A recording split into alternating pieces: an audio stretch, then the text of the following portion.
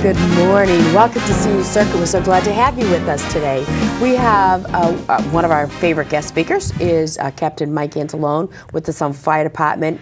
We have two things that we're going to be talking about in light of the rash of all the different carbon monoxide poisonings that's been happening. We heard it at a restaurant in New York. We heard it at some other restaurants, and we heard recently up in New Hampshire some young folks that were out and came back after a late night trip, went to bed, and they never woke up. Scary things, fires. We just recently had an elderly man who was killed in a fire, unfortunately. And these things are devastating. And we want to talk to Captain Anzalone today about some of the issues that we're having with that. It's been a long, cold winter. Good morning, Captain Anzalone. How are you? Cindy. Thanks for having me. Oh, it's always a pleasure. Sure.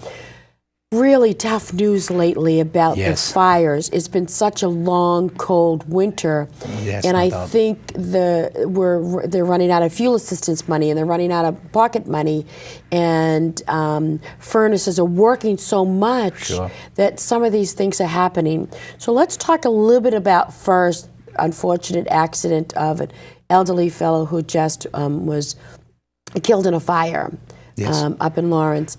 And they're not sure what, but I think it was attributed to the space heaters. Yeah, he was using a space heater, I believe. So let's he's talk a not little the only bit. one. There was, I believe it was Merrimack. There was an elderly couple that were That's right. that died in a fire not too long ago.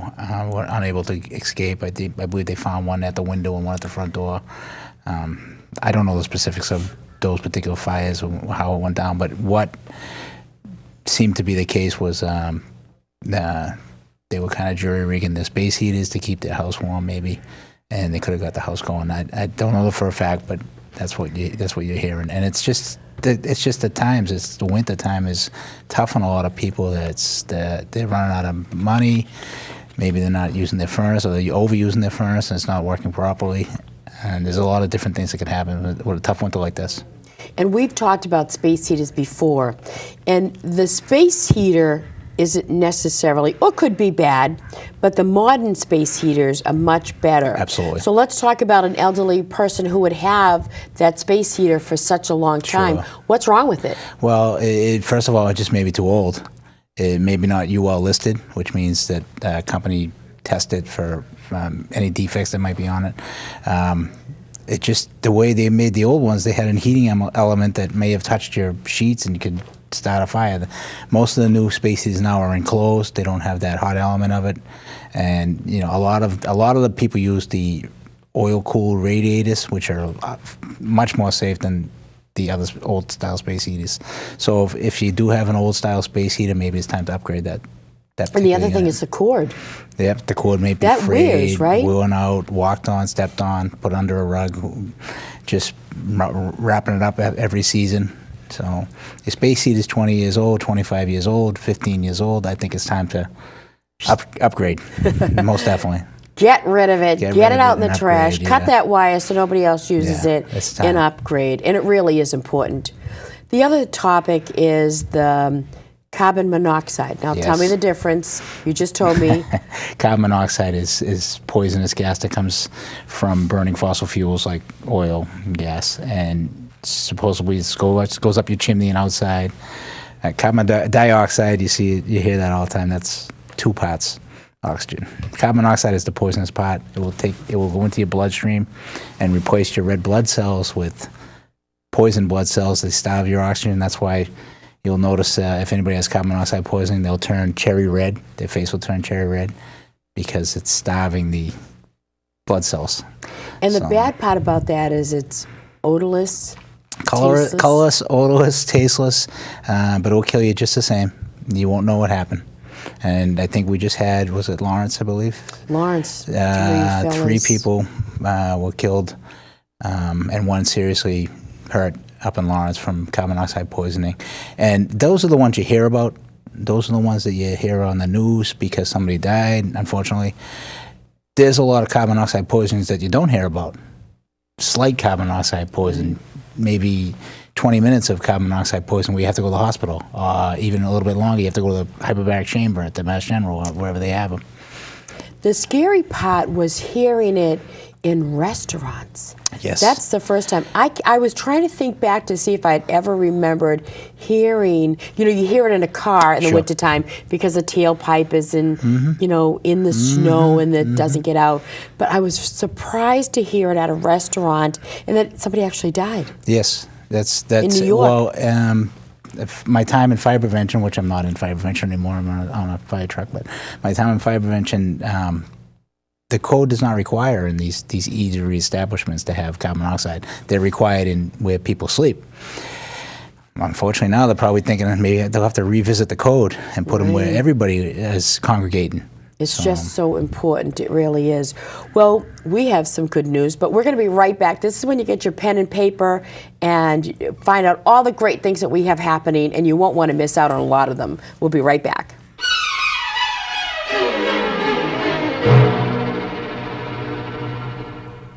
Everybody loves somebody sometime.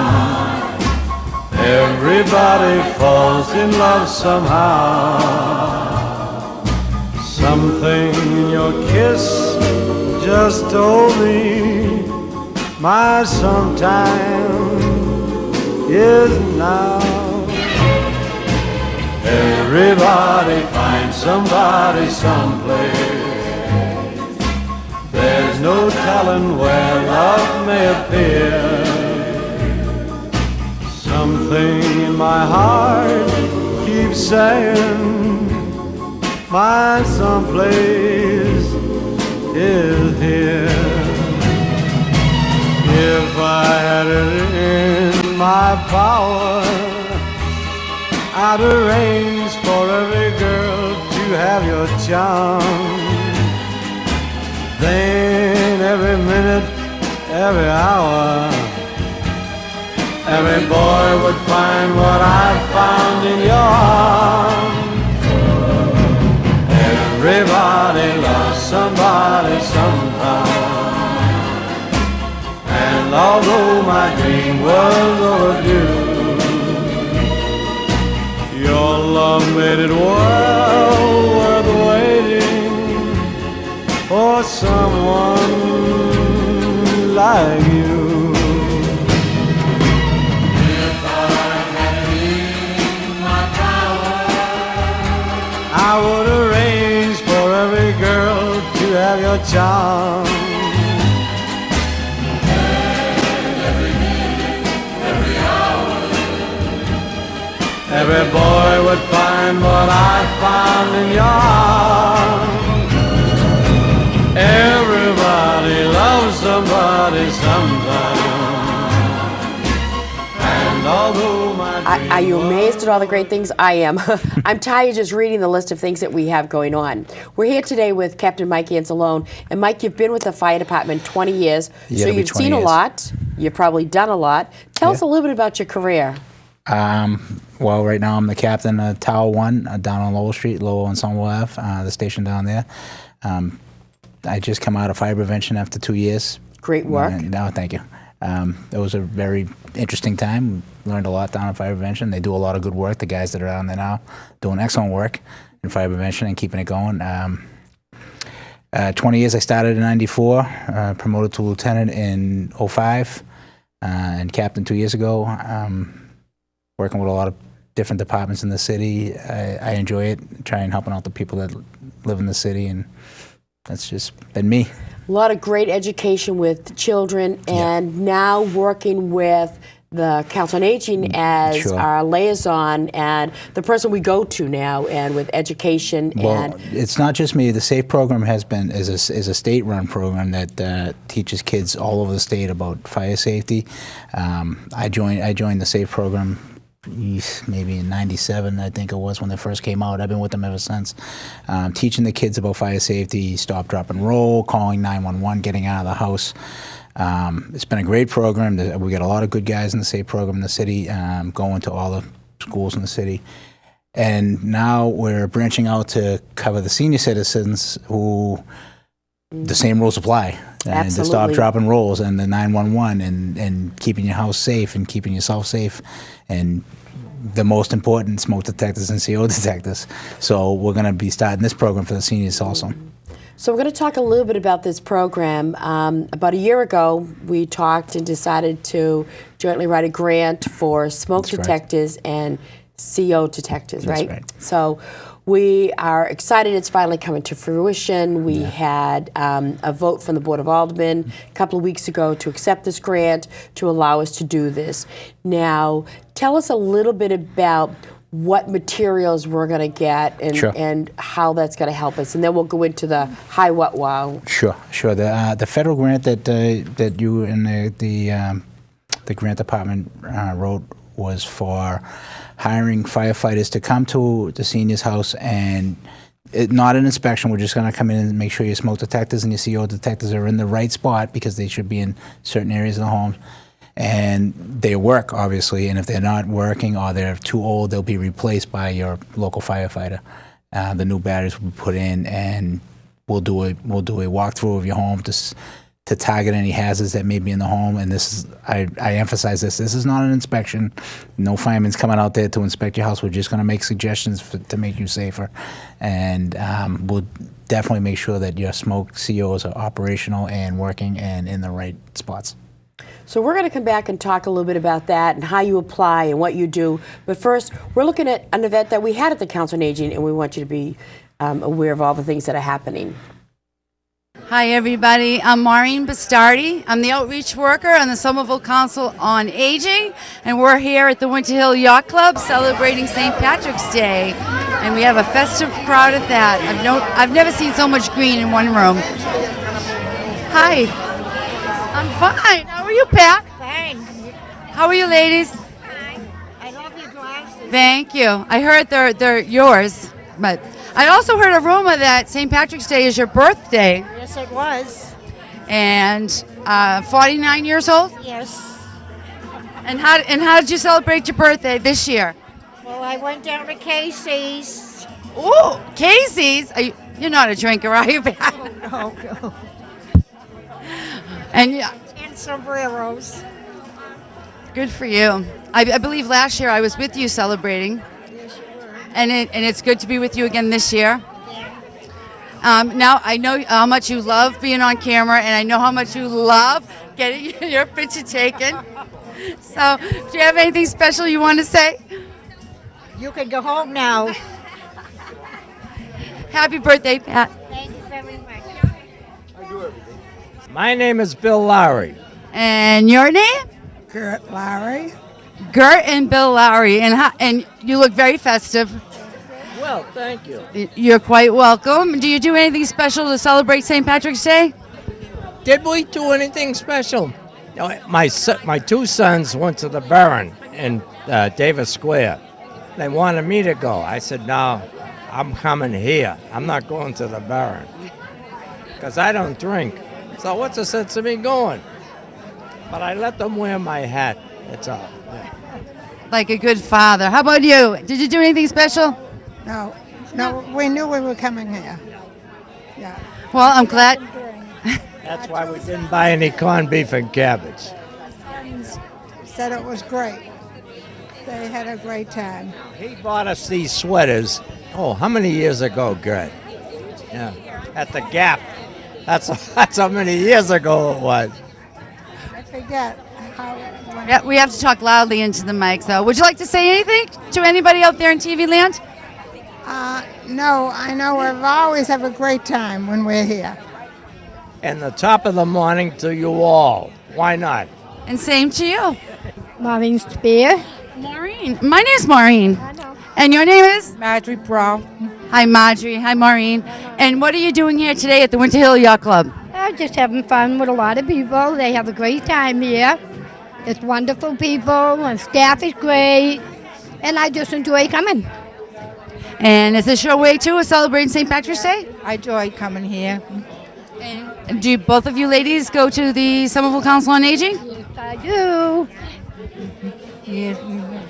Is there anything special you want to say or talk about? No, just everybody have a nice, happy St. Patty's Day. Stay safe. No drinking and driving. That's about it. good message. And how about you, Marjorie? You want to say anything? Yeah, the same thing. I wish everybody a happy St. Patrick's Day and keep well. With, My name is Vera Lottie. Janine's mother-in-law. There you go. And how long have you been coming to Council on Aging functions? Probably about 10 years, maybe. 10 years, maybe a little more. I don't know. I lost track. And Vera is, if you didn't hear that, is Janine's mother-in-law, and Janine is our senior project manager at the Council on Aging. Yes.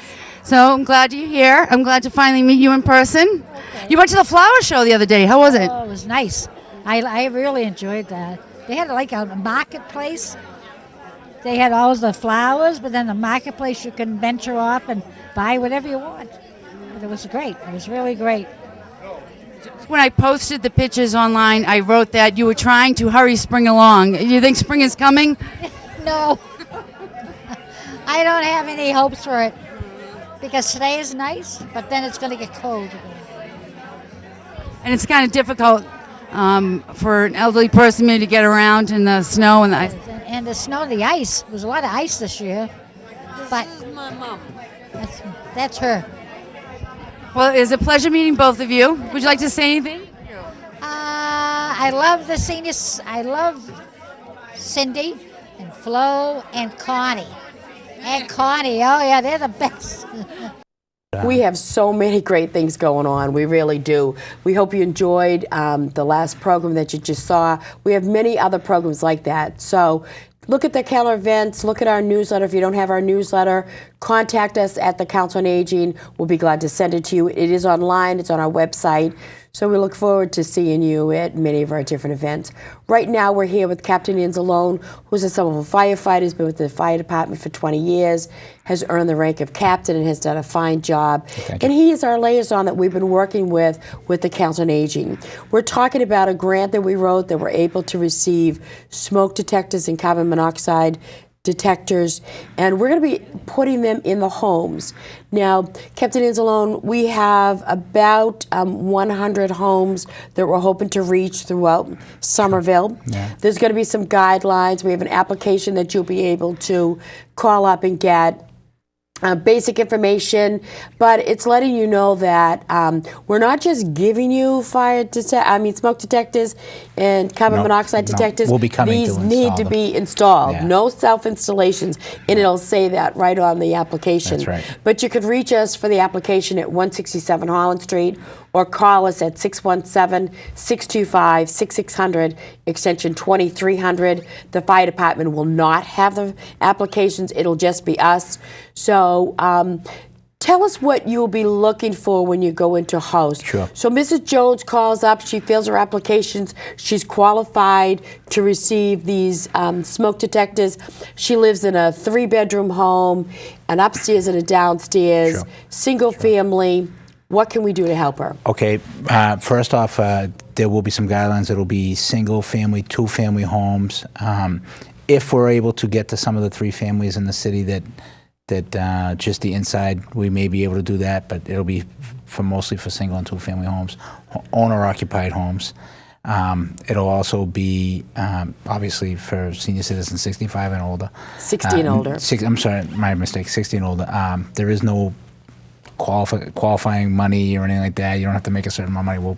Everybody's the same. We'll help anybody that needs their smoke detectors replaced.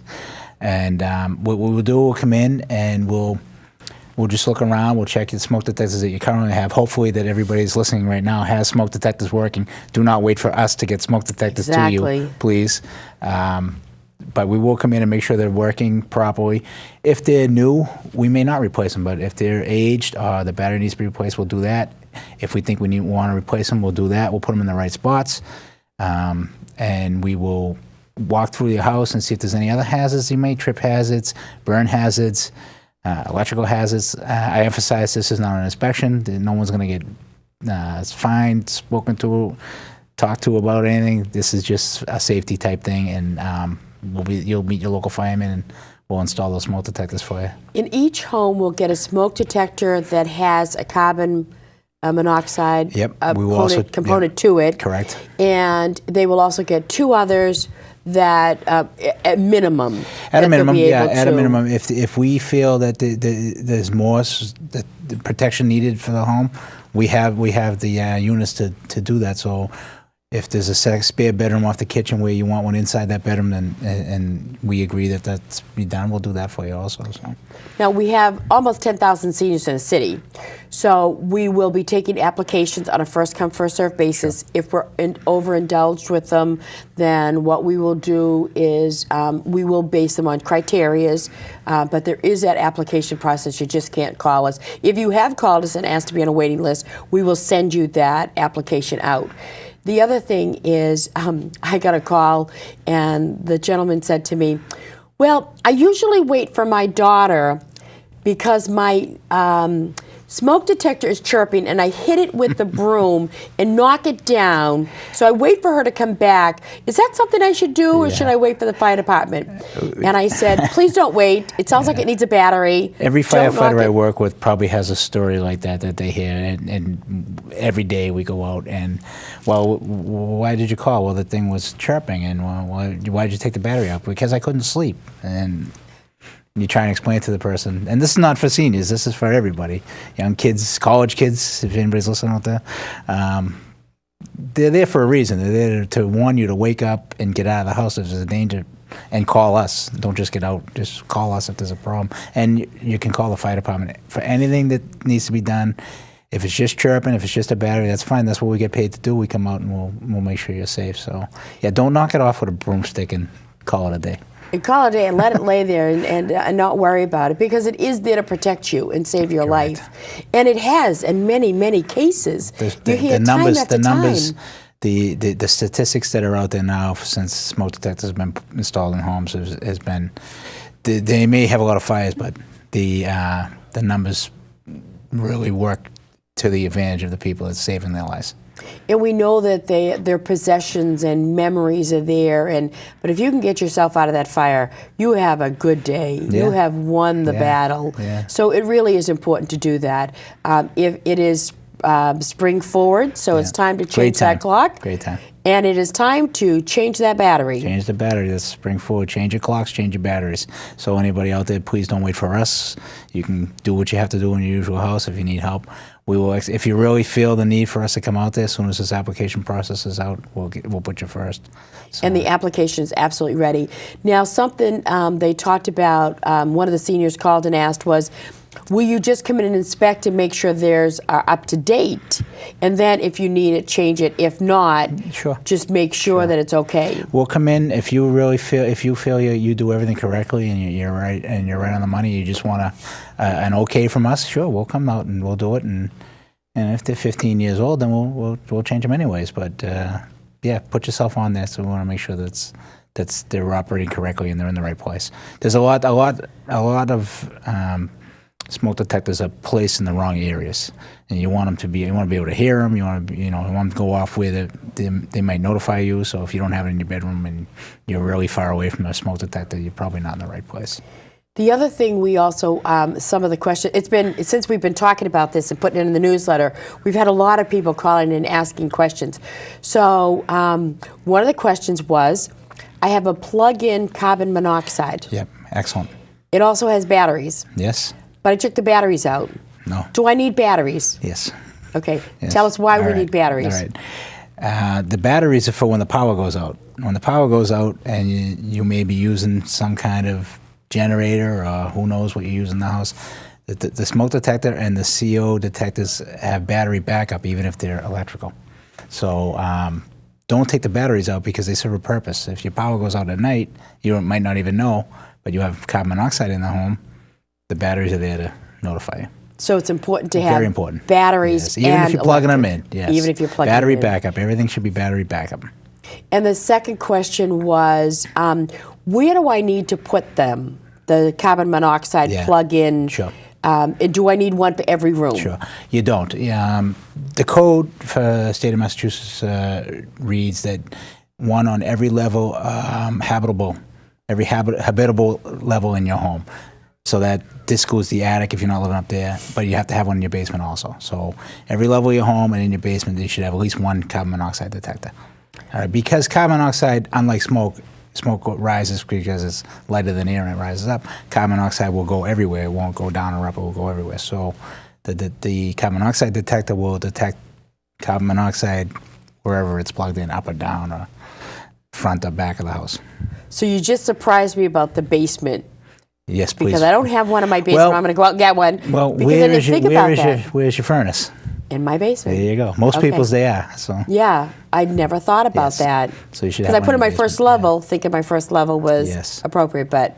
Yes, and just a reminder, if anybody who's not going to have us come out there, if you put them in the basement, definitely change the batteries, because a lot of times the battery, they will chirp, but it's in the basement. You don't notice it, you don't hear it, and you think it's fine, and the batteries have been dead for 3 months. So don't forget to change the batteries in the basement if you don't have a plug-in type. That's really important. Yes. Good point. I'm glad I asked that question. So it should be a carbon monoxide detector should be on each floor that you live in. So if you have a third floor and you don't, nobody lives, it's just storage. You don't need one up there necessarily. Well, if there's bedrooms up there and there's a possibility of people being up there anytime, then you yes, should you should have one. Okay. By code that you have. But to you're have talking one. about then an attic. If you're in an attic, you don't have to have it up in an attic. There's storage or anything, but every habitable level, including the basement. Okay, and smoke detectors should be where? Smoke detectors should be, by code, single and two-family homes, it should be outside of every bedroom, within 20 feet of a kitchen. If you have a bedroom within 20 feet of a kitchen, you put it inside the bedroom. The new codes, by construction standards, they have them in and outside the bedroom. But if it's just an older home, all you need is right outside the bedroom door. So we also have been doing a survey asking some questions about fire safety. If you've received that, we hope that you will send that back to Holland Street. We're compiling all that information to work with Captain Anzalone on those questions that we've been asking.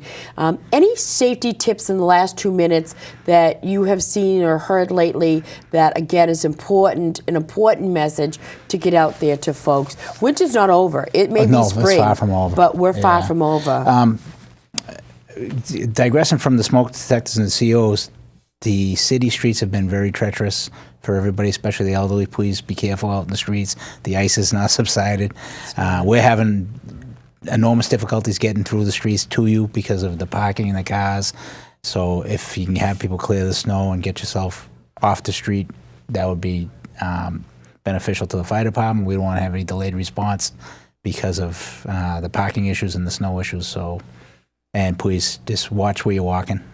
And if you have a hydrant, please shovel out. If we haven't, and if you find a hydrant that needs to be shoveled, you can call the fire department or call 311, and we'll get right out there and we'll shovel it. If we missed it, we send the crews out after every snowstorm to shovel out the hydrants. But if you find a hydrant that's covered, or has ice or anything around it, please let you know. Just notify the fire department, or you can call 311. 311 is always important to call. There's so many great things and so many great programs out there, and we're so happy to be partnering with you in our education piece.